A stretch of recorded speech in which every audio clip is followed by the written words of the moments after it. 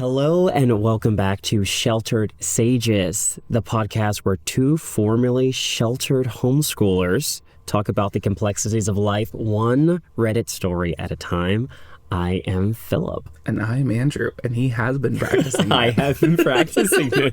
Have you just been like standing in a mirror and like, I will recite this over and over until I get this down word for word? It was more like, I was like, it's not too long. It's a very short like thing. Yeah. So we should be able to say. So that's why you have this memorized and not the student creed yet. Just kidding. I can't say anything. I have the axolotl song stuck in my head, and I pretty much spent the day with my kiddos in the car just playing it over and over. So, like, I could probably say that word perfect instead of our intro, which I should have memorized. If anyone's wondering, student creed for Taekwondo, we're supposed to know a certain, I think it's like 2 or 3 paragraphs. 3 paragraphs, but not like long. Yeah, it's maybe 4 or 5 sentences worth of just information. Yeah. I do not have it down yet, and he knows this. He was probably... But back to what we're doing now today. If this is your first episode, welcome. You're probably like, what's going on here? What's happening? I just gave you a little bit of information, the intro of what this podcast is. But for those who have been here for a little bit, welcome back. And you're probably going... Why are we a little bit more like fun and having interesting? I don't know if we want to go too much into the meta of how we record these episodes. It's super late and we drink coffee. That's the answer. It's the answer. So if you're listening to this in the morning, you're like, it's not late. What are you talking about? To us, it is. It is. We're just having a little bit of fun. But this is the 8th episode. Yes. Which means we have another Geek Dive. Yay!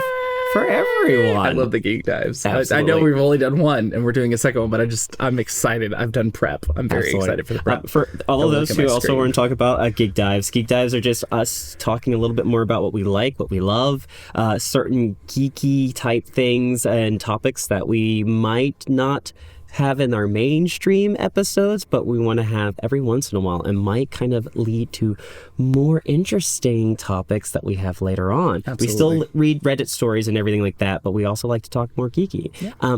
But Andrew, yes, what is today's Geek Dive? Well, I'm glad you asked, Philip. So today's Geek Dive is going to be on film, actually, and so I'm not talking like acting or theater or things, specifically film. And Philip, why would we be focusing on film? Oh, that's very, very interesting. A great question. Right, it's because I love film. I mean, if you're watching in video, I have a shirt right now with a bunch of film references. I got E.T., I've got Jurassic Park. Back to the Future, Back to the Future, Jaws, all in here for our audio-only listeners that are there. But I love movies. I have gone to school for it, so I hopefully know a little bit about it. And I call myself a filmmaker. You know, sometimes you're saying, this is what I am, this is what I do, and then other times you're going, what am I doing with my life? So, I mean, I feel like that's just the daily conversation for most people. I know how to turn on and off a light. I learned that from doing this podcast. I learned the official terms. Striking and saving. What was it? I could be a gaffer now? You could be a gaffer now. Okay, are we going to have to cut that, or are all your gaffers going to hate you? You're absolutely fine. We know that it's I've got lot the muscles more work. For it. There we go. You do have the muscles.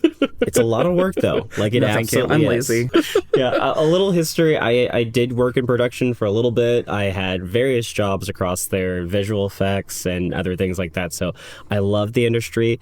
I worked and still work in the industry. So it's a little fun for me, but I also just really love movies and TV shows. Yeah. It's a big part of what I do and what I love, and I like making content, as you kind of see here when we're doing this podcast and other video and audio stuff, and I just like viewing it as well. Yeah, I mean, that was one of the cool things that you and I became friends over, was like, I don't know a lot about film. I know, the only thing I know about film is from like the actor perspective, because I did like a few student films and I've done like a few like fun things on the side. Yeah. But like I think we talked about this in our first episode, but like you and I bonded over like Haunting of Hill House, and that like, if you've seen Haunting of Hill House, you know the funeral home scene, and just a whole episode in one camera take, or most of the episode in one camera take. It was just like, I was sitting there, jaw dropped when I watched it. And then, like, that was what I think you and I, like, bonded over when we first started talking about, was, like, the Hill House scene, though. I love that. One of my big things, too, I love one takes. They're absolutely fantastic. For the viewers or listeners who don't know, one take is basically when you have the camera is supposed to look like it's one uninterrupted take. So the camera, instead of cutting from one shot to another shot, it's just moving through the place, or it's switching back and forth between the different characters without that cut there. It's very difficult to do, and there is almost never on a TV show or a movie a time where it is actually one uninterrupted take. It's usually multiple stitched together, but it's still beautiful. It really is. I love it because you have to think through, okay, if the camera's going from this place to this second place, and you have this actor here, how do we move from time? How do we move to locations? And for Haunting of Hill House, it's MA, right? Yes, it is for adults. Yeah. So my children, if you listen and say my children, I'm referring to the kids that I work with. I do not have kids yet, unless my cats are listening, to which I say, hi, kitties. Yeah, so we're going to talk about film today. Yep. And I'm hijacking the episode. So technically we usually switch off. And so usually like 1 week, pretty much on even weeks, you've been leading the episodes. And on odd weeks, I've been leading the episodes. But I feel like since you are the film aficionado, I should be the one to start us off with our first story so you can appreciate it. Yeah, I agree with that. So yeah, give me your first story. Perfect. Well, before we get started, let's just do a little refresh of how things work around here. Absolutely. So as you all, or many of you are aware, I'm sure we read from a certain subreddit known as Am I the A-Hole? We don't want to say that over and over and over again. No. So here on Sheltered Sages, we determine whether or not people are the picklefoot, because it's a fantastic homeschool insult. It absolutely is. So let us determine who is the picklefoot and start our episode now.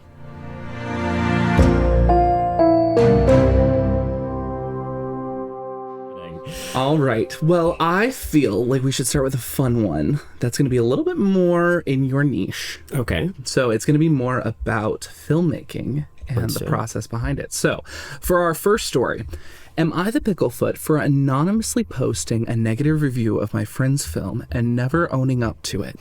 Right? That's a title, isn't it? I'm going to say to be decided now, because it's like depending, you know? We'll see. Absolutely. Well, let's get into the story. So, my friend Louie, 35 male, and I, 31 male, have wanted to be filmmakers since we were teenagers. So, after years of sweat and tears, he tries to get a production company to pick up his main project. No luck. I know why. It's just not very good. And that's after years of constructive feedback. I admit I was never super hard on him, since even a little bit of criticism sent him hurling down a path of self-hate. Eventually, he releases the project independently. He has a big release party, and his friends and family post glowing reviews of it online. He waits for sales, recognition, nothing. He's devastated, but since everyone's still encouraging him, he throws himself into another project, which isn't much better. I encourage him half-heartedly because I feel he could be using that energy to find something he's actually good at, but I'm afraid to be the one to tell him the hard truth. So I write an anonymous review instead. I'm not brutal, but I tell the truth. His project is unoriginal, not very well written, and often made me tune out as a viewer. Then I soften the blow by saying that I was still interested enough to watch another project by the filmmaker, should he release another. Louis contacted me after the review was posted in incoherent tears. I tried to point out the positive aspects of the review, but he wasn't comforted at all. He also started wondering if someone he knew wrote it, and started listing possible enemies, ex-girlfriends, etc. He never suspected me at all, not once. I feel so dirty, but I still didn't tell him I wrote it. I figured it's a single review, it'll blow over, and then, out of guilt, I wrote a glowing review with my name on it, so he wouldn't suspect that me and Harsh Critic were the same person. Years have passed. We're still close. We've been in each other's weddings, for crying out loud. And he still brings it up. The review. He describes the review as one of the most traumatizing things that have ever happened to him. He also mostly convinced it was written by one of his exes, a theory I discouraged, but that he clings to. Also, he changes what the review said, remembering it to be way worse than it was. I can't correct him too strongly without fear of inciting suspicion. He's since tried other projects, all unsuccessful, and I still supported him, while gently encouraging other passions which he dismisses. The other wrench in this whole muck, I've actually made it as a filmmaker, to the point where my name is getting slow but steady recognition. He's been nothing but supportive and happy for me, but I know he's trying not to be jealous, and I don't blame him. And he still brings up the review. If Louis knew I wrote it, it would almost certainly end our friendship. The disparity in our levels of success are bad enough, but if he found out that I'm behind the most traumatizing feedback he's ever gotten, and that I semi-actively deceived him about it for years, we'd be done. Am I the picklefoot for not telling him? Now, there is a little bit of edit for additional information, which I want to read first before you make a full thing, full conclusion, but info edit. I appreciate all the takes I've gotten on here. I'm duty-bound to clarify something. Louis is not some narcissist who thinks his work is flawless. At least, I don't think so. He's one of the nicest guys I know. The true problem is that, especially after the failure of his first project, criticism hurls his self-esteem straight into the toilet, no matter how gentle or kindly people put it, and makes him have emotional breakdowns and identity crises. People, including me, have consistently tried to help him out and give him constructive feedback over the years, but he lacks the skill set to fix what the largest problems are, even when those problems are pointed out to him. A few people have asked what my motivations were for posting the review. I've given it a lot of thought now, and I think my thought process was this. Number one, if I tell him honestly that his film isn't good, he drops into a depression spiral, but possibly realizes that his skill set isn't suited to his ambition, and maybe finds a more fulfilling career.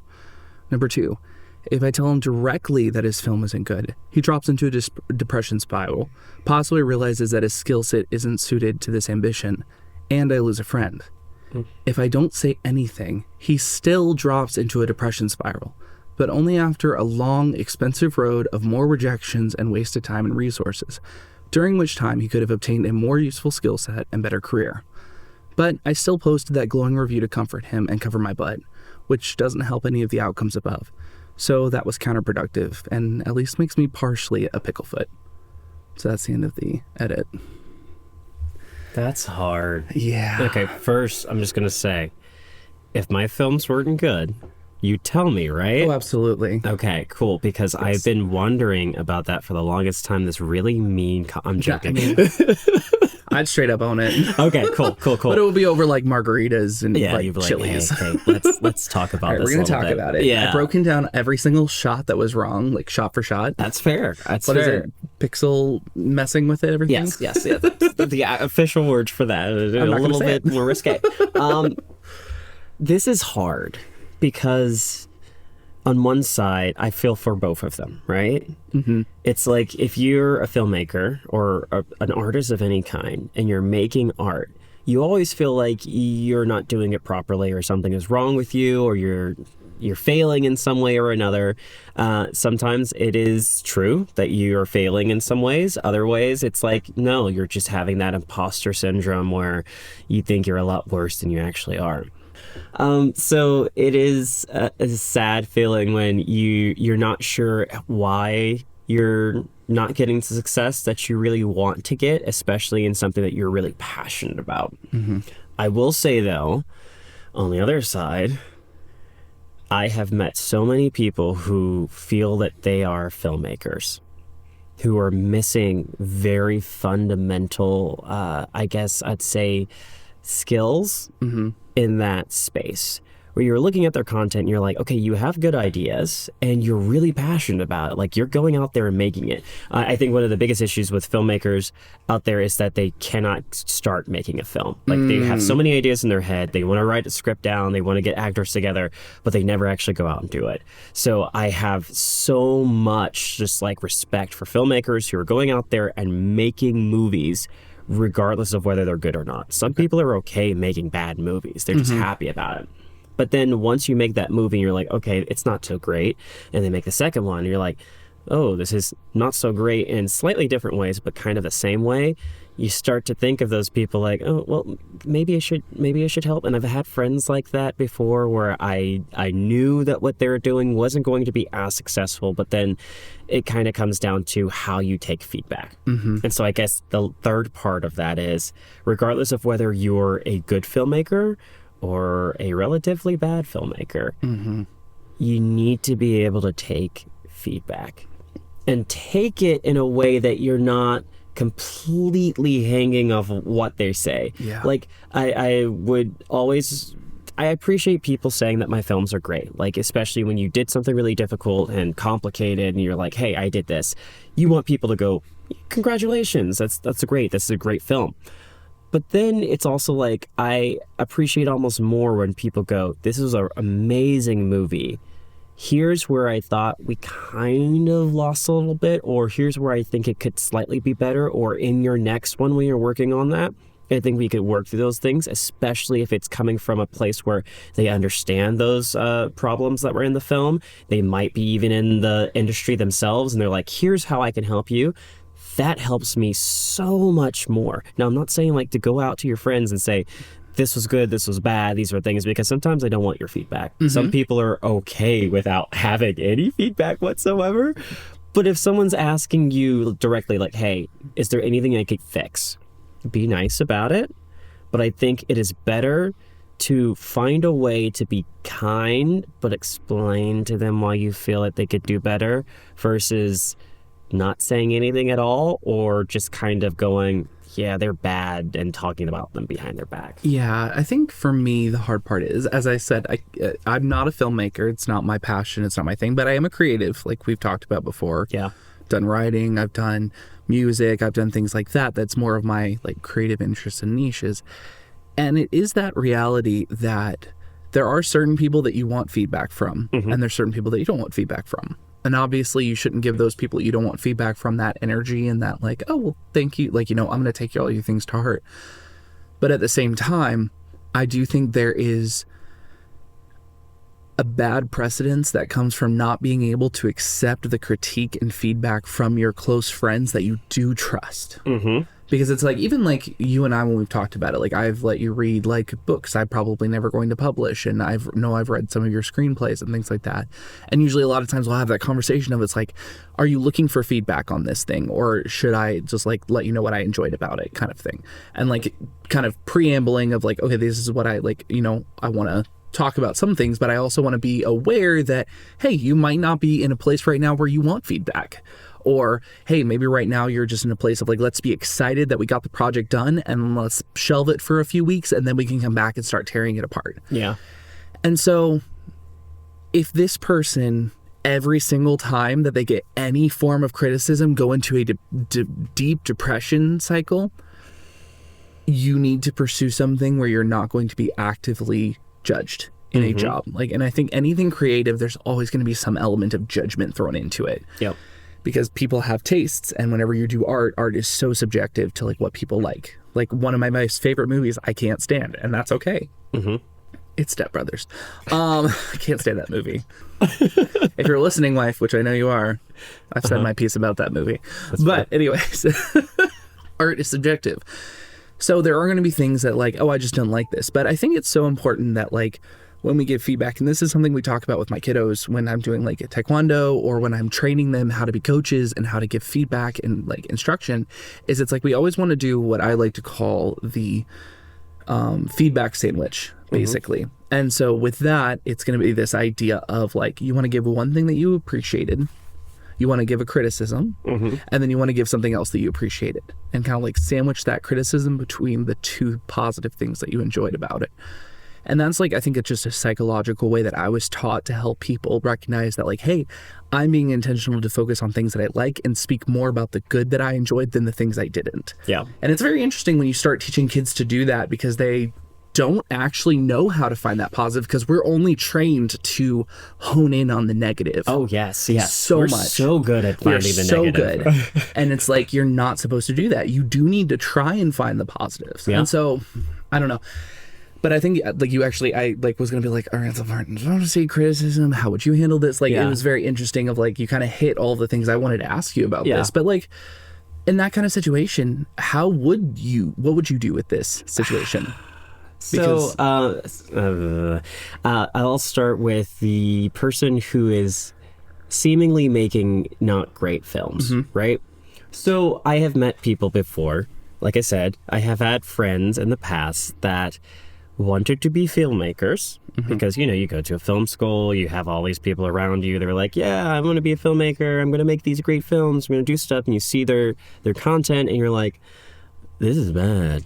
This is not good at all. Like, I would not watch this on a normal day. This is like student film, but even worse than student film. And to student films out there, yes, keep making your stuff, keep making your craft. That's great. And when we say student film, we don't mean like, you know, it's a bad film. It's more like it's a style that you can tell you didn't have as many resources. It's just when you get out of that style or out of that area of like being a student and you're still making kind of student film style movies, non-ironically, it's a little strange. So I'd say if I was in that area where I was making movies that were lower quality and a little bit more not good in story as well, I would like someone, at least someone in the industry that I respected, a friend, to be able to go over to me and say, hey, look, your stuff, you have great drive, but you need a little bit of help on these other things. And even potentially having them step in and potentially even co-direct one of my projects with me so I could kind of see how they're doing, what stories they're pulling in there, how they're directing the talent. And so it's not completely taking away that control from me, but aiding me in it. And so I can take from what I learned from them and put into my next film. That's from a person who's open to criticism, which I know they're not, which makes it a little bit more difficult. On the other side, though, if I was a more successful filmmaker, which I hope I am, potentially, it's like if I had a friend who was struggling, which I did try to talk to a few of my friends that I saw that were not doing too well with it to kind of push them towards that area. Kind of what you said. Compliment challenge helps out a lot, where you can say, you're doing great on this. This really needs some help, but something else is going there. What I found, everyone has critiques, right? Everyone knows what's wrong. We already talked about that. Not as many people are good at talking through what specifically they don't like. When you go into screenings and you go into stuff like that, people often will say, well, I just didn't like that part. Or when I got criticism for my films, they go, yeah, I just really didn't, at this part in the movie, I just was like, it was okay. It's like, okay, that's great. That's helpful to me. I like you telling me that you kind of didn't really connect with this part of the film, but I have no idea what that means. Yeah. Now I have to kind of decipher what's going on. It is far more helpful to have a person you can really go over and say, I didn't like this part of the movie because at this point, I could see that this person wasn't really connecting with it, or this character really didn't have the impetus to go over and do anything else, something like that. And generally that only comes from another individual who also knows film.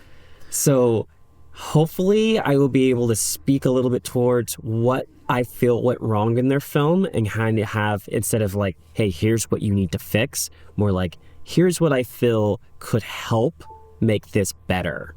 And I think one of those things, and that's true for any form of critique, is critique needs to be specific. Yeah. And you need to kind of adjust your critique to the skill level and the knowledge of the person that you're critiquing. Yeah. So like if I made a film knowing nothing about film and you started coming at me like, oh, the saturation in this thing is bad, the angle from this thing is bad, you should go from, and you start using all these film terms on me that I don't know, that's not going to be helpful to me. I'd have to spend most of my time trying to understand what the film terms are versus what you're trying to say. But if you went from those like, hey, I think that like it was a good idea, but let's approach it in a different way. That's very simple. It's like I take that approach when I do Taekwondo. It's like when you're at a white belt, you're just learning how to do a side kick. And so I'm going to try and teach you how to do a side kick the correct way, but like very generalized terms. When you're a black belt, I'm starting to talk about rotation, push, pull. I'm starting to talk about the proper like parts of the foot that you need to be making sure you're making contact. You know, all the more intricacies of it that you wouldn't go into with a white belt. Yeah. And I feel like it's the same for creative pursuits. It's just like if you start explaining something, it needs to be something that you can fully understand at that level. Yep. Before we move forward into comments, anything else that you have? Yes. While some people may think that certain individuals are making bad movies, film is very subjective in that way. One of the most subjective forms that I have seen ever in my life. There is a movie called The Room No one should watch it. I think it's like rated R or something like that. It's very bad. But there is a movie called The Disaster Artist that is about the movie called The Room. Yeah. Where Okay. it's a very bad movie. I've only seen like people review the movie. I've never actually seen the movie. Okay, continue. I'm sorry. It's a very interesting film. It was a very interesting process of making that film. Can't say it was good, but people apparently loved it. And there are so many movies by so many filmmakers that I would say are not good filmmakers, yet people love their content. So for this friend, you know, you think that you might be helping them by telling them that they're not good at their craft, right? Kind of comes down to maybe they are. They just haven't found their audience. The right audience, yeah. Yeah, there's an audience for everything. Yeah. You know, like weird homeschool geeks who decided to set up a podcast and, you know, start talking about their lives for hours. Yeah. I mean, there's an audience for everybody. There is. But no, okay. Should I get into some of the comments? Let's get some comments. Okay, wait. What are the comments? I need an official answer that you keep dodging around the answer. Picklefoot or not? That's what I need. I'd say by putting that comment on there or the review on there and not telling your friend for this long, kind of the picklefoot. Soft picklefoot, though. Soft picklefoot. That's kind of where I lied. My biggest thing is the dishonesty. And like we've talked about this in other episodes before, but I have a big thing against dishonesty. And it's like it is literally blown up to the point where you're posting on Reddit because you have lied to your friend for so long. Yep. And yes, it might have ruined your friendship, but now you're sitting here every day like with this ache in your stomach because you've lied to your friend. Yeah. So it's not great. It's not great. It's like you shouldn't have done it in the first place. Just own up to it. If you really didn't like your friend's movies, just kind of tell them. It might risk your friendship, but like you're keeping this secret from him for what reason? You're like, he's going to spiral into depression. Like, help him out. So let me get into some of the comments. One person says, I don't know. On one hand, you honestly seem like a really nice guy, and I don't understand why you would even second guess yourself here. On the other hand, it sounds like your friend just isn't cut/talented enough for the industry. Being supportive/encouraging is nice and all, but it seems like his dreams will never come true, and that he'd be better off pursuing a more lucrative career. This whole story makes me feel bad. They also said, after thinking about it some time, I'm going to wager a judgment. I'm going with not the picklefoot, but under very specific terms and conditions. OP needs to come clean with his friend about the friend's future in the industry at the bare minimum. They seem close to one another, so I think if OP frames his honesty as coming from a genuine wish to see his friend not waste time and make the most of life, that it might help the message be received. OP should also consider coming clean about having written the online critique, but I have a feeling that the existence of that critique weighs more on OP's conscience than that of the friend. So it's not 100% necessary. I don't know if I agree with that last part. If the friend keeps bringing it up, I don't know if it doesn't weigh on the friend's conscience. Well, it's also like at this point too, this seems like a big lore moment for the friend. A core memory, you might say? A core memory, yeah. So like I don't know. If it was me, I don't know if I would be able to tell my friend after that long that this core memory of someone didn't like my film to the point that they decided, because it's also like any reaction means that they connected with the content. So if someone didn't like me to the point that they would be like, hey, I'm going to talk about you on this subreddit, or I'm going to talk about you in this review thing, it means that they actually cared. So at this point, it's kind of like, I don't know. The right thing to do is to say it. Yeah. But I don't know if I could do that. I don't know if I could either. Especially after a lie this long. Yeah. And then another person says, not the picklefoot. You're not a picklefoot for not telling him in person. You were just trying to spare his feelings. However, you knew this was a sensitive subject, and you knew how he would feel when he read the review. The path of self-hate, like you knew. You are a picklefoot for posting a glowing review with your name on it after. That's not how you really feel, to distance yourself from the negative review. Yeah. Honestly, your review was not that positive anyways, and stuff you were critiquing, be more original, isn't very easy to change either. Good for you for having a good upcoming career. However, to tell him now would just suck for you and him. Don't tell him. Obviously, he's not a picklefoot. Just because he can't take criticism doesn't mean he's a picklefoot. Just live with him shoving the review in your face. You can't do anything about it. And it sucks that you didn't have the cojones to help him achieve his original goals by at least suggesting, hey bro, you could do this or something, gently at the time. The OP did respond to that, actually. Okay. And they said, "Oh, I definitely made suggestions for improvement while he was working on the project. I even spent hours helping him work out kinks and took unpaid time away from my own projects to do so. But it was one of those things in which, at a certain point, feedback doesn't help you if you don't have the skill to carry it out. Like, for example, I have terrible hand-eye coordination. Someone could tell me all the things I could do to toss a basketball, how to hold my wrist, where to go to get the best shoes, etc. But when it comes down to it, the only game-changing advice someone could give me is be better at getting the ball through the hoop, which isn't helpful at all, you know? I'd be better off just finding another hobby. I agree that posting a glowing review after was cowardly. That didn't help anyone but me." So that second comment from OP does seem like maybe you do need to go a little bit in depth on how to helpfully critique someone, because there are actually a lot of skills that you can do to teach someone who can't do something. Absolutely. To actually do it. Like, a lot of people, when they first start martial arts, don't think they can do the things they can do. And then you realize, no, I have a lot of problem doing the kicks because I don't stretch. And I have a lot of problems with balance because I haven't trained how to balance. Same thing with throwing a basketball. So it's this idea of like repetition breeds improvement. I think the more you do something, and the more, like, not just doing it over and over and again, but like the more you do something and then look at how you handled it and think back on it, like, how could I do this a little bit better? How could I do this a little bit better? That's how you get better at something. A lot of times, even when they were talking about it, I don't think anyone's first anything was so amazing that we were like, we have to do, like that's this person is. Anyone who you see that claims that they were an overnight success from their first thing is probably either being incredibly dishonest or like 1 in a billion chance. Absolutely. Yeah. So, and if you look at a lot of original, like these great directors, their original content that they came out with before, some of them you're like, oh yeah, you guys were good when you were starting out. A lot of those directors, you're like, this is bad, but also understanding what we know now about these directors, we're going, oh, so they were trying to make something that was incredible, but they didn't have the skills or the knowledge to really piece it together in a way that later on we would know them for that kind of editing, or we would know them for that kind of filmmaking. But way back, it was just like, yeah, you're doing it wrong. Yeah. Which for a lot of the directors like Spielberg, it was back in the day when we were switching over between having those grand big films with those big movies with the massive sets. And these smaller filmmakers, smaller at the time, said, no, we don't need to have that. We can be more fluid with our language of film. We can make it where people are slightly talking over each other, where it's a little bit more tight spaces.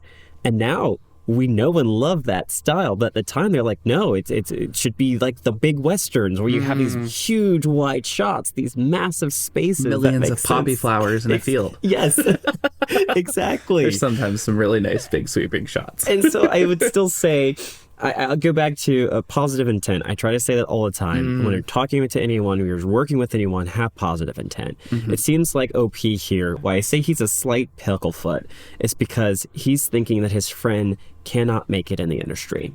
Maybe he cannot make it with the films that he's currently working on. Maybe he cannot make it with the current skill set that he has. But it doesn't mean he can't make it. And if he's really passionate about what he's doing, and he's really passionate about continuing on in the filmmaking industry, I think someday he can make a film that at least will be hated by a whole bunch of people, if not beloved for that same reason. I mean, so cult classics are a thing. Like, you know, there's a lot of people who like movies that people at the time could not stand, and then they look back and I'm like, oh no, this is a lot of fun. Or like, maybe it's just because it was released with the wrong films at the wrong time of the year, it just wasn't appreciated. But then afterward, like, I think about, let's talk about, like, you know, the Dungeons and Dragons movie, right? Because we went and saw that in theaters. Absolutely. Fantastic time. Failed in the box office. Absolutely. Yeah. But if you watch that movie, and it's like, it's on streaming, it's like things like that, it is such a fun movie. But if you looked at just box office numbers and things like that, you'd be like, well, this was a flop. Yeah. But it wasn't. And a lot of people still love that movie and will actively watch it because it is a good movie that just wasn't advertised well and came out at the wrong time of the year to compete with too many big movies. Yes. So it's really important to like look at that too, of like, sometimes you have to find the right time and the right way. But Absolutely true. oh, yeah, so that was our first story. I like that. Yeah. That was deep. Yeah, I was like, you're going to appreciate that. Yeah. All right. Do you have one for me, sir? I do have a story for you. All right. Well, I hope it's not like this one because I can't speak to it. Oh, okay. I'm going to bring a story Okay. that is a little more fun. Oh, I love it. It's shorter as well. Okay. So we'll see what you think about that one. All right. So it says, am I the picklefoot for pretending a movie trilogy is a TV series to my girlfriend who hates movies? I know this story. You know this story? You read this story? I've read this one before. I'm going to read it to you again. Oh, I love it. So that our audience can hear it as well. And then you can talk a little bit more towards it. I actually have so many thoughts on this one. I love this Yes, so one. let's do it. Okay, go. So my girlfriend hates movies for some reason, but really loves to binge TV shows like crazy. She's a big fan of sci-fi and even time travel, like Doctor Who, for example. Big fan. I am also a big fan of Doctor Who. Same.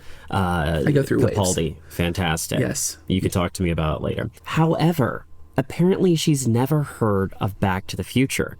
I've tried to watch Looper with her, but she immediately dismissed it because it's a movie. So, since I'm a big fan of Back to the Future, I told her it's a TV series when it came up. I got the trilogy digitally and spent all night trimming it down to like 40-minute snippets with as reasonable points to cut at, like just after the first travel back. I overlay to be continued and added the credits at the end. She's used to Netflix skipping the intro to shows, so I didn't have to bother with that. The credits were cut short as well. So they took the entire trilogy of movies of Back to the Future and made them into a TV show. We binged the entire thing in a day, and she absolutely loved it. Although she complained about some of the episode ends because they felt off. Yeah, I wonder why. Anyways, I told her afterward why it felt off, because it's actually 3 movies and not a TV show. But I'm glad she liked it regardless. It's kind of like saying it's like three raccoons in a trench coat. Surprise! I am 3 kobolds. That's my thing. 3 kobolds in a trench coat. She wasn't having it. After calling me a liar and picklefoot for betraying her like that, she stormed off to go home instead of staying the night as was planned. I mean, yeah, I kind of did lie to her. Sure, but personally, I don't see it as that bad. So, am I the picklefoot?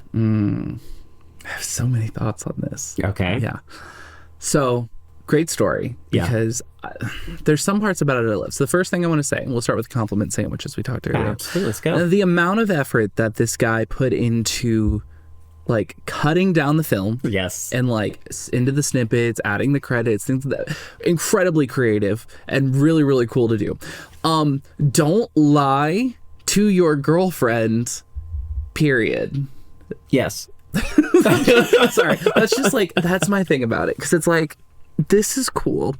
Yeah. But it was the blatant, like, he lied about it being a TV show at first and then proceeded to cut it down into like the TV show snippets, continued on with a lie and things like that. So it's like, it's less about what was done and more, and even the intent behind it, which I think is like, I think his intentions were honest, but we know what they say about the road to hell. It's, you know, it's not about what you were intending, but it's about the steps you took to get there. It shows to someone that, hey, I'm really good at lying and I'm really good at putting a lot of effort into keeping my lies up. Which I know might not be the most, like, you might view this and you might just be like, okay, that was really, like, it was a sweet thing because it was supposed to be like this gift and this way for them to connect. And I do think it could have been that thing. But it's also just like, if you lied about this and you spent a lot of time to create this, even though it was something that you thought I would enjoy, what else are you lying to me about? That's true. Like, did you Photoshop Daniel Radcliffe into a photo when we were kids? Nice callback. That's like, but it's like, and I feel like it's going to breed insecurity. right? Because it's like, you've lied to me before about something. So now every time she watches a TV show, she can be like, did he secretly make, like, this is a movie? Yeah. Now, to get off of that, because now I've made my thing. Yeah. So I'm going to give him a pickle foot just because, like, we shouldn't be lying to our partners. Fair. That's fair. So that is why, like, I will say, yes, you're a pickle foot because you're lying to her. Now, let's talk about the girlfriend who doesn't like to watch movies. Yes. Because I am also someone who struggles to watch movies, but I can watch a whole anime arc in one sitting, even though it's the same length as a movie. Exactly. But I don't know why. I think it's ADHD. So for me, it's an ADHD thing. When I sit there and I'm like, I'm just going to watch 20 minutes. And I'm like, that is what this is designed for. I can sit here for 20 minutes and watch an episode. And then when it gets over, I can then decide if I want to continue watching it or if I want to stop. Same thing with like 40-minute episodes, but I still sometimes even struggle to watch those. Like, you've been trying to get me to watch Severance, and I'm trying. I promise I'm trying. You need to watch Severance. I know I it's need fantastic. to watch it. For those who are of age who can watch Severance, watch Severance. It's amazing.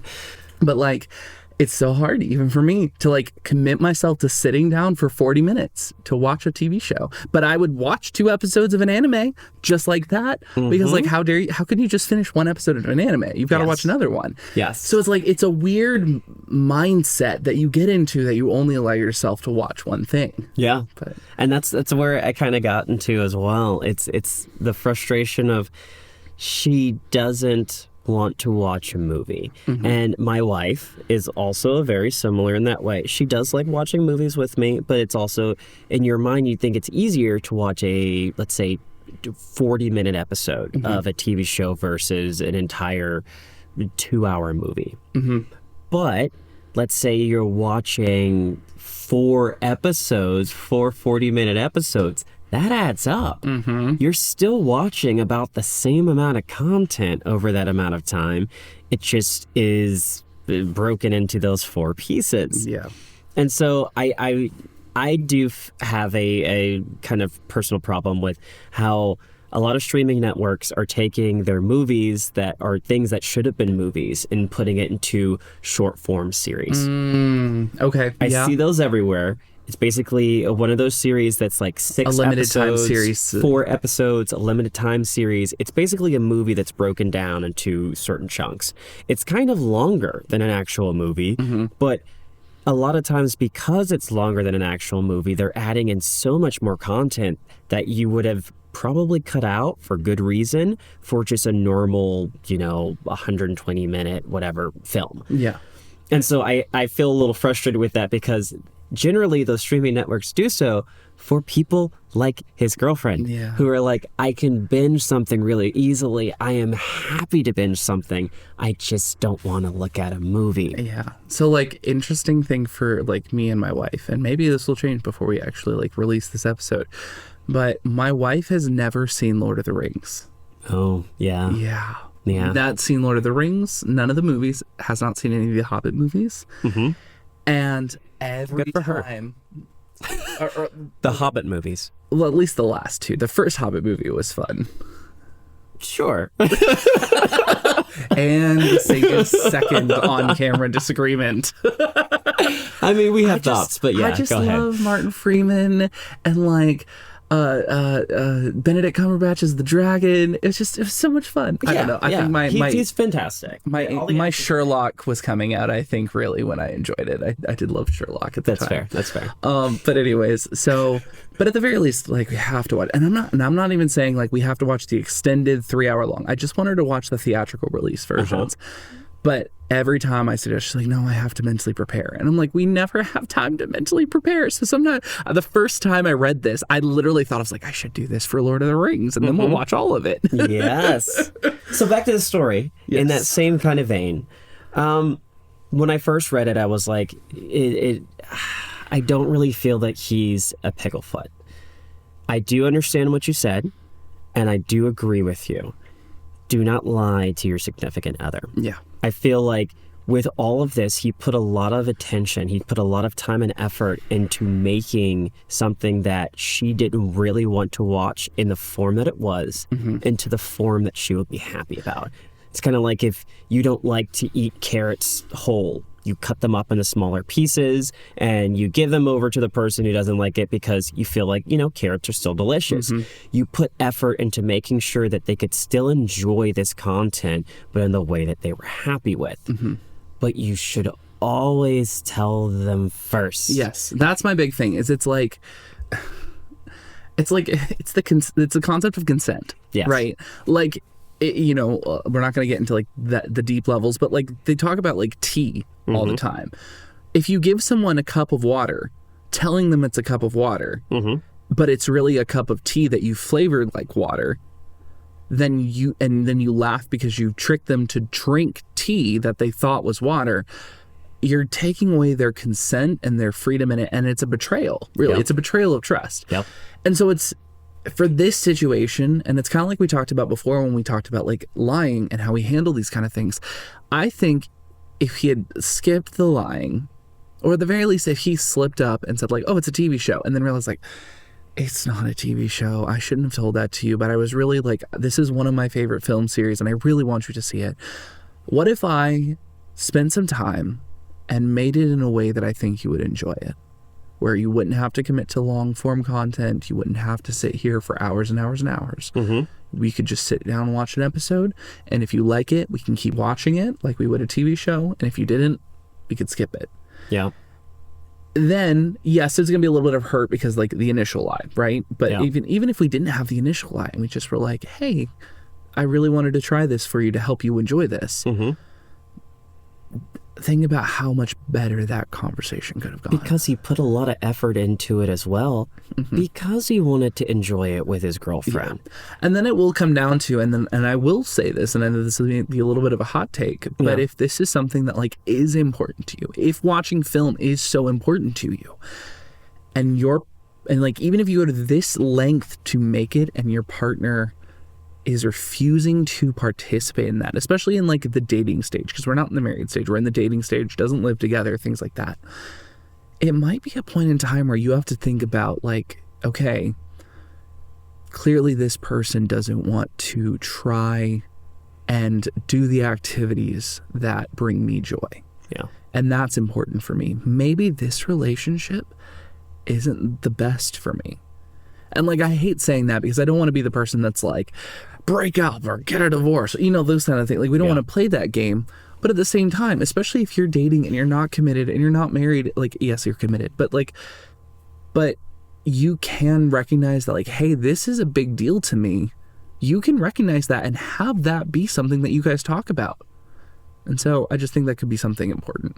Absolutely. I agree with you. It's a very complicated situation. If you're passionate about something and your significant other is not also passionate about it, there's some things where I don't think, if you're in a relationship that you should have every single thing that you guys like to do to be the same. Absolutely. But if you want to watch a movie with your girlfriend and your girlfriend constantly doesn't like to watch movies with you, maybe that's a deeper discussion of, hey, if you are willing to put an effort to sit here for 2 hours worth of time to watch this film because I really want you to, instead of, trying to lie to her about whether it's a movie or not, I think that might be better. Yeah, and I think, so it's interesting about like downtime activities when you're in a relationship, because I do think having downtime activities that you do together is incredibly important, but also recognize that they're like downtime activities that we can do independently. Yeah. And so if this is the situation where you're like, we're only going to be doing this downtime activity, like, and you will never participate in this downtime activity with me, it's a little hard. Yeah.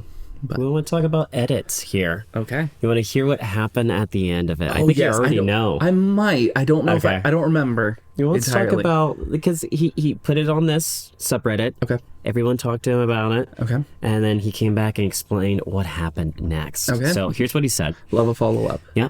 We talked over lunch break and everything's fine. Oh, good. Okay. Yay. Okay, good. I apologized to her again for tricking her, and that I didn't mean to upset her. I just wanted to share this movie I love with her, or these movies, because it's a trilogy. It is Remember a trilogy, that. Yes. As some comments said, she felt belittled and like I made fun of her. She apologized for overreacting as she realized it came from a place of care and good intentions, even if they were selfish. She wants more communication in the future, though. She didn't lose trust in me, and she doesn't think I'm having malicious intent with her either. Good.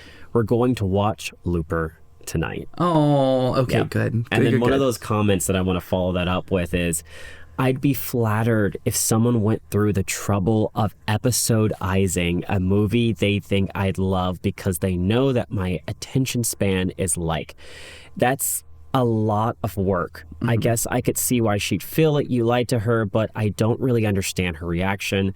I would feel more like a good-natured prank to me. And then original poster said, yeah, I don't understand the reaction either.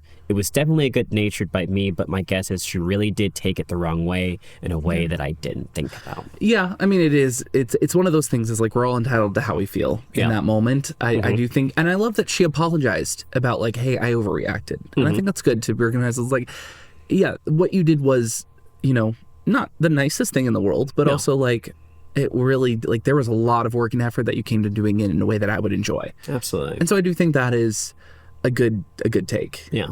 So, I mean, even with this podcast, we have this long episodes that we have there, which are hours long. But on our YouTube and other places, there are shorter versions where we just clip out these sections of the episode when we're talking about funny things or talking about certain topics, so that people who have potentially shorter time spans that they can look at content still are able to enjoy what we're doing yeah, here. or even just take the individual stories and just be like, here is just one video. I do that on, like, TikTok and Facebook, where it's like you get one video that's just 10 minutes long, that's just this one story. Yeah, and so people like enjoying content in different ways and in different time spans. So I think that's okay. It's okay to enjoy it, but also have a conversation about what those things are. I am kind of partial towards watching a movie in its entirety, just because that's fair. I'm a purist in that way. But still, The if film you don't want to snob do that, if you want to watch it episodes, whatever, just make sure you watch it. Back to the Future, the incredible films, they had a lot more language in them They had a than lot I of realized. I watched it with my grandparents, actually, and I remember watching it, and, like, the scene in the bedroom happened, and I'm just like, Oh, goodness. oh, and this is PG, and I'm like, oh, this is not appropriate. Yeah, they had to change that a while later because PG movies were having a lot of content. I remember watching Airplane. That is not a PG movie. No, that would get an All they R had rating. then was like PG, R, and then they had like NC-17. X-rated, and then they changed it to NC-17, R, PG-13, which was new after Indiana Jones and the Temple of Doom. Honestly, yeah, that's a whole history other for you. movie. That's a whole other movie. Oh my goodness, that movie is But yeah, wild. So be careful when you're watching older PG movies. They might not actually be PG. A little history there. All right, I got one more story for you. I think that's all we got time for. Yes. But this one's a little shorter, so I think we'll be fine. Am I the picklefoot for letting my 9-year-old daughter watch a Saw movie? Yes. I've seen those movies. Yes. I have not intentionally, and I'll talk about why in a little bit, but let's read the full story. My 32 male, oldest daughter, 9 female, and I bond over our shared love of horror movies. She's watched all those more kid-appropriate horror movies like Coraline, The Witches, Hocus Pocus, and most of the Tim Burton films. She's seen all the classics, Halloween, Friday the 13th, Nightmare on Elm Street, Chucky, etc. She loves all the Scream movies, as well as the Conjuring and Annabelle franchise. She's even watched creepier movies like Sinister, The Ring, and Us, which I don't think Us is appropriate. Us is a thriller. That's different. Yeah. Without being scared in the slightest. In fact, at this point, I don't think there's anything that can scare this girl. Yesterday, my wife, 32 female, was away for a few hours in the afternoon for her friend's birthday celebration. My daughter wanted us to watch another horror movie together. She looked through my DVD collection and found an old DVD for the original Saw movie and begged me to let her watch it. I'd seen it before and knew it has a reputation for being a darker film, but after seeing how high her fear tolerance is, I decided to let her watch it. I know the sequels are less suitable for a 9-year-old, but I figured that the first film wouldn't be that much scarier than the movie she's already watched. She ended up loving the film and even considers it one of her favorite movies. She didn't look away from the screen once, not even during the scarier scenes. When my wife got home, she asked me what we did today, and I told her that we watched the first Saw movie. She freaked out, saying that I was traumatizing our daughter. She knows how much our daughter loves horror movies, but she said that there was a line that had to be drawn, and I couldn't just let my child watch a torture movie. Am I the picklefoot? I'm going to stick to what I said before and saying yes. Yeah. Yes, but it seems like this situation is a little more nuanced than I originally thought. So this child, how old is this child? Only 9 years old. Okay, a little story time here. Go ahead. When we were younger, my siblings and I used to go over to my grandparents' house potentially like every weekend or so. Okay.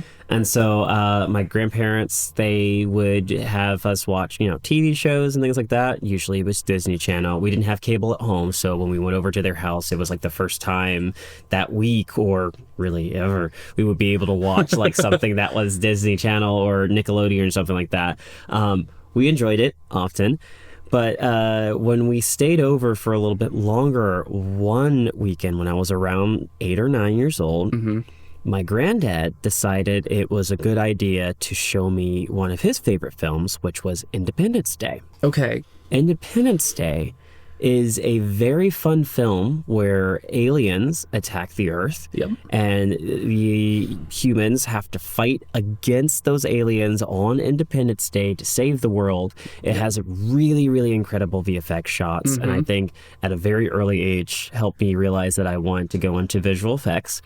But it also has a very terrifying scene, multiple scenes, where the humans actually meet the physical aliens in their laboratory. It is very scary. Yeah. And it scared me. When my mom came to pick us up afterwards, and my grandfather told her that I had seen Independence Day, she was not happy at all. Yeah. Because I was very young, I was very impressionable, and I had seen something that would change my life. Now, I will say it wasn't bad. I was able to understand it because I already was mature enough to get that this is a movie, this isn't real. It was kind of scary, but I was okay with it. Now, doing that with a child that is not technically your child, I'd say absolute picklefoot. You shouldn't do that whatsoever. Like, make sure that their parents are okay with it, because you don't have to actually deal with them having nightmares later on or something like that.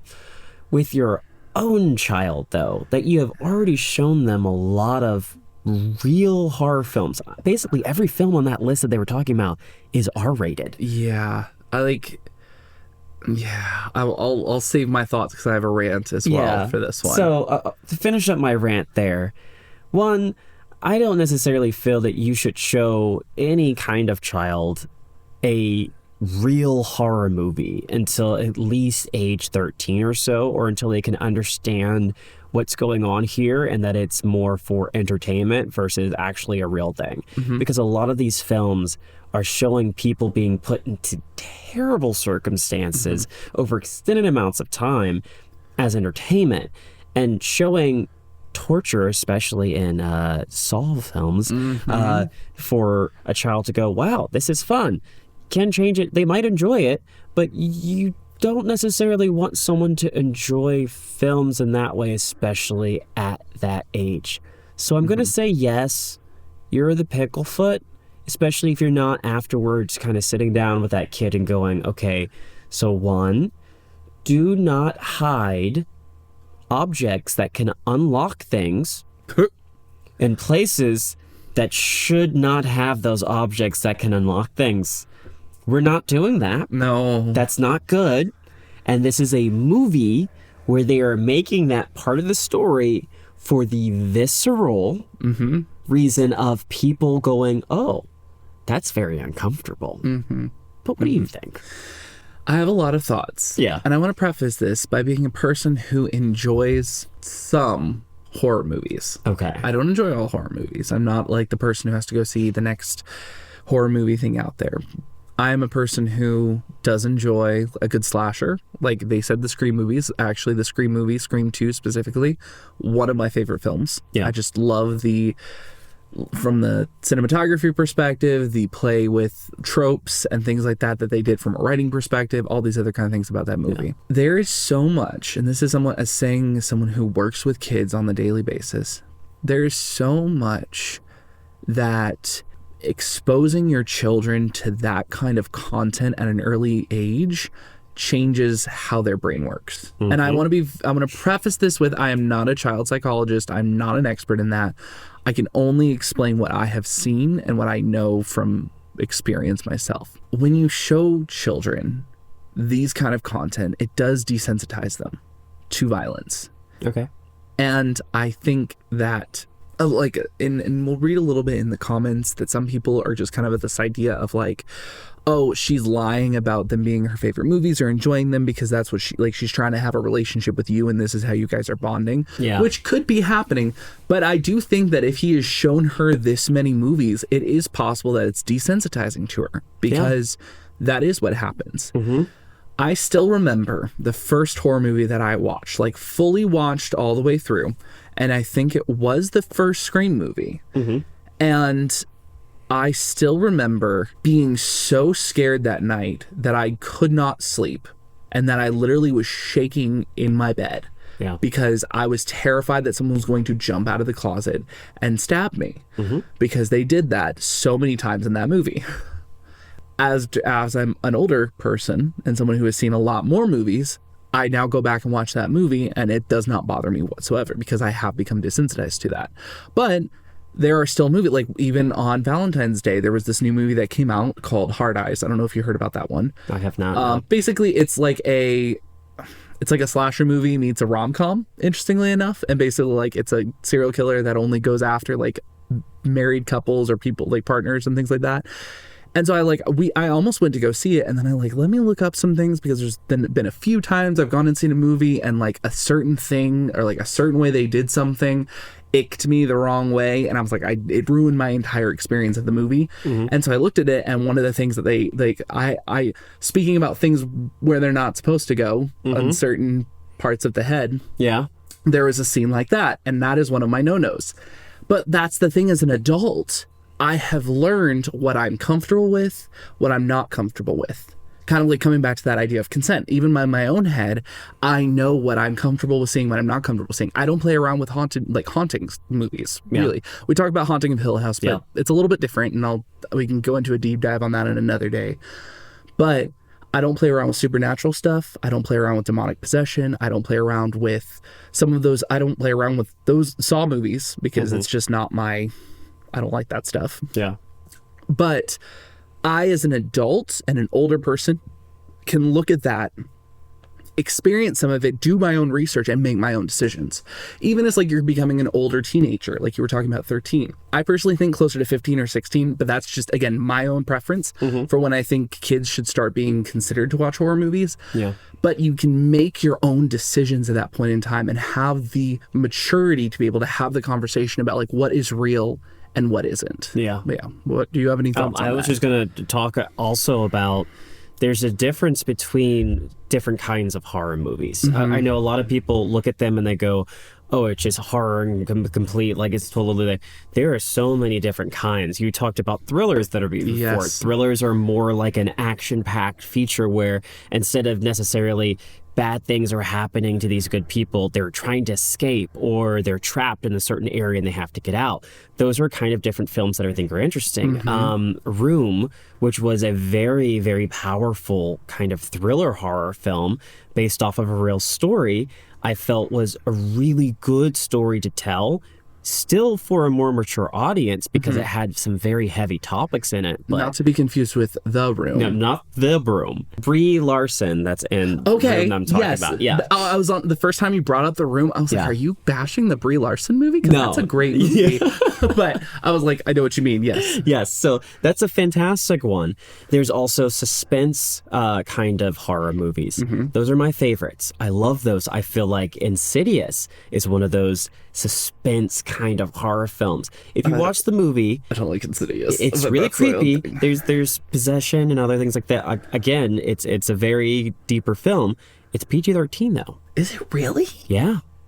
That's wild. It's not an R-rated movie. That's insane considering the content of what the movie is about. Exactly, but if you watch the entire film, not anything that's completely like horrific or bloody or anything like that is happening in the film. It is more of a thriller or suspense than it is full-on just horror. Interesting. Okay. There's slashers, which slashers Those are my fun. I love a slasher.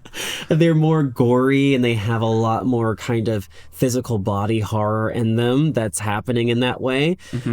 I don't like those particularly. I feel like it's just a little bit too much on that side, and that's where the one side I'm like, children probably should not watch these kinds of films. Well, let me defend slashers because this is my thing about slashers. This is what I always tell people. And this is how I convince my parents that like this is why I like these movies, is because slashers are about real people, real people, air quotes, but people overcoming people.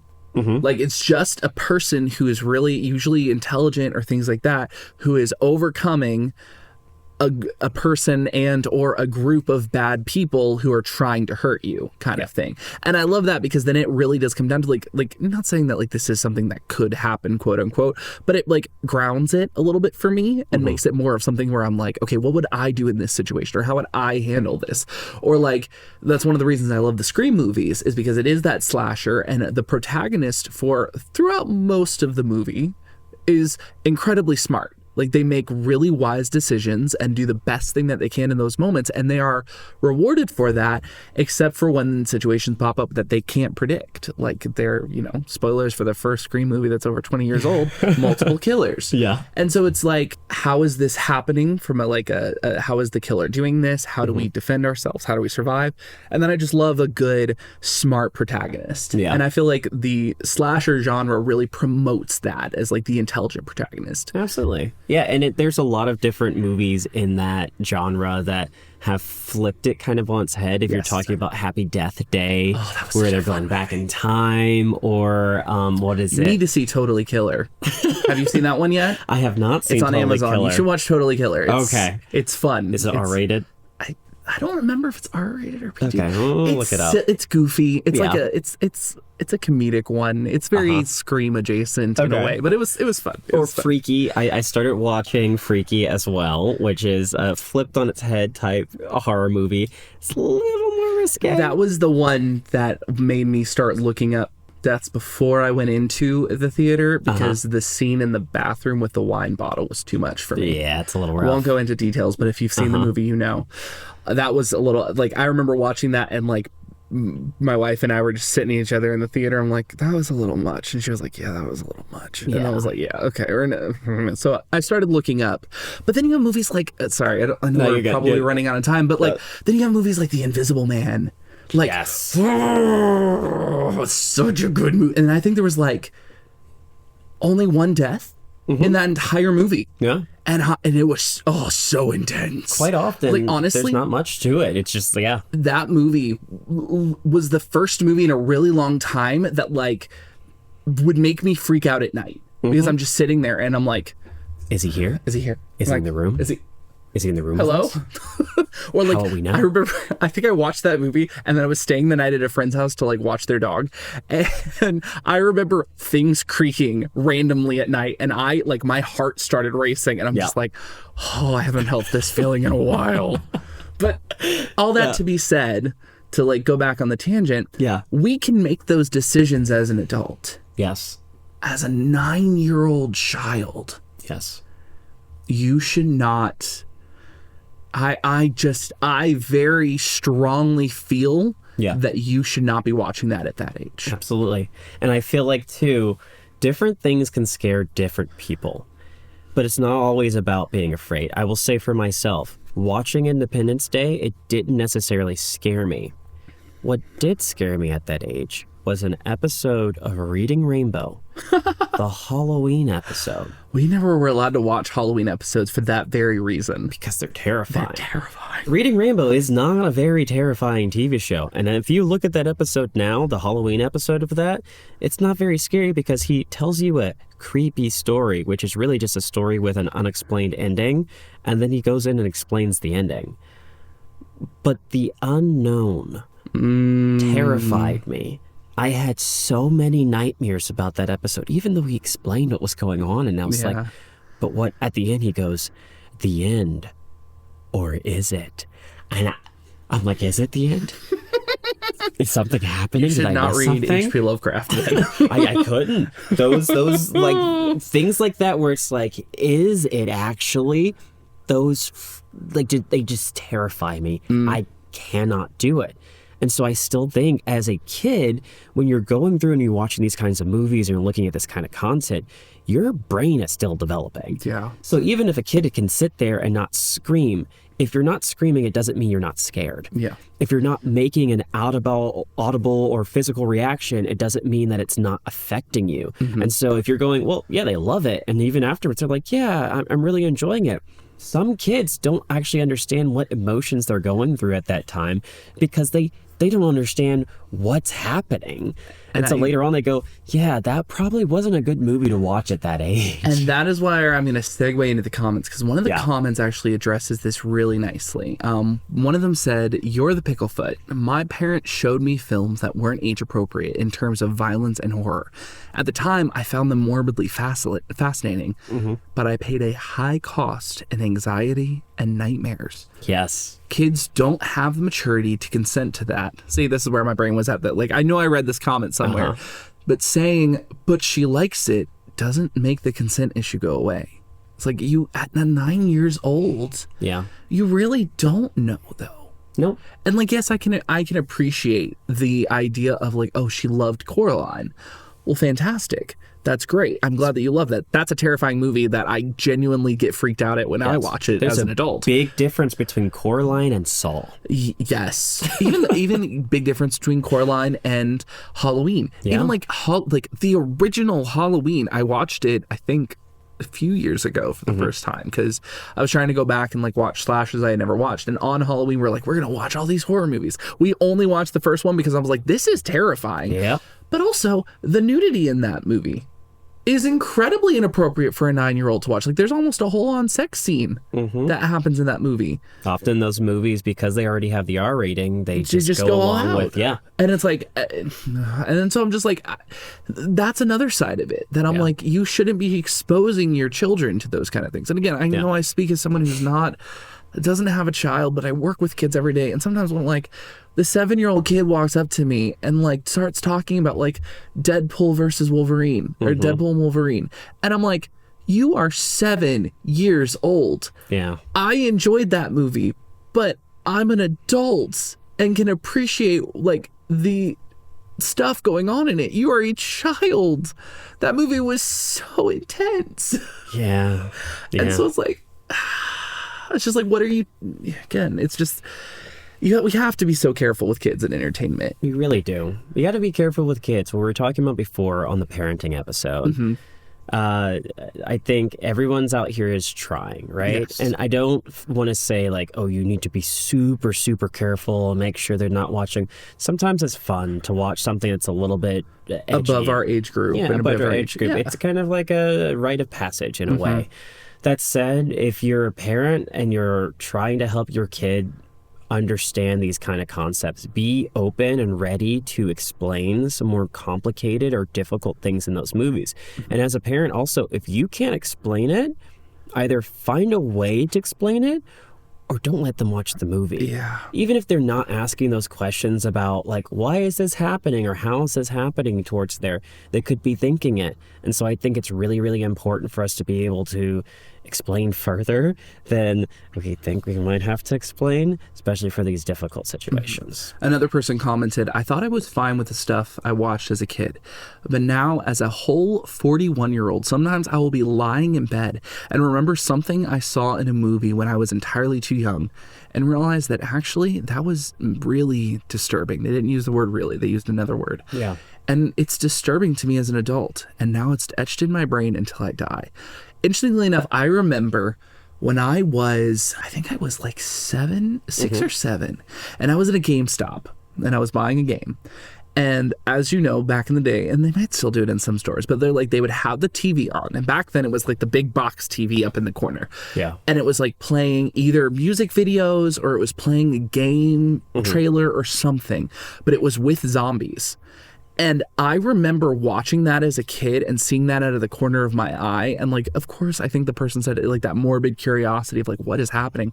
I remember watching it and legitimately wanting to throw up because it was so scary. And I still think about that. And that feeling randomly will come over me. And I'm like, I've watched, I can't remember the name, Zombieland. Yeah, I've watched Zombieland. I think that movie's hilarious. I watched like other zombie movies. I've watched like Shaun of the Dead, all these movies that are like zombie movies, and I'm perfectly fine with it. But that, weirdly enough, that one video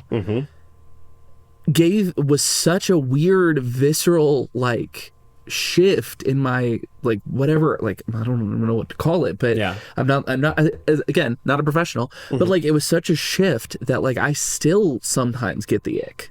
And like I still remember like that night I watched a horror movie because I was so cool that I was watching horror movies. I watched like 3 in a row. And so I watched the first Scream movie. No.